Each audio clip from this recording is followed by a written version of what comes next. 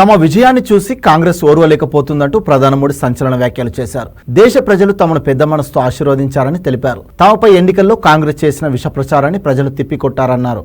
Parliament సమావేశాలు జరుగుతున్న వేళ కాంగ్రెస్ బీజేపీ నేతల మధ్య జరుగుతున్న చర్చలు హోరాహోరీగా నడుస్తున్నాయి. ఈ సందర్భంగా రాజ్యసభలో మోదీ మాట్లాడారు. ప్రధాని ప్రసంగానికి ప్రతిపక్ష నేతలు అడుగడుగున ఆటంకం సృష్టించారు. అధికార పార్టీ నేతలపై ప్రతిపక్ష నేతలు చేస్తున్న విమర్శలు, ఆరోపణలతో పార్లమెంట్ ఉభయ సభలు దద్దరిల్లుతున్నాయి. తమ విజయాన్ని చూసి కాంగ్రెస్ పార్టీ ఓర్వలేకపోతుందన్న ప్రధాని దేశ ప్రజలు తమను పెద్ద మనసుతో ఆశీర్వదించారన్నారు.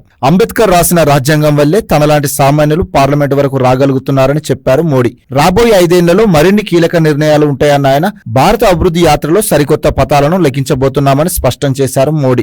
టెక్నాలజీ శతాబ్దిలో మరింత ముందుకు వెళ్తామన్నారు. భారత్ను 3వ ఆర్థిక శక్తిగా నిర్మించబోతున్నామన్నారు ఆయన. మోదీ ప్రసంగిస్తుండగానే విపక్ష నేతలు సభ నుంచి వాకౌట్ చేసి వెళ్లిపోయారు.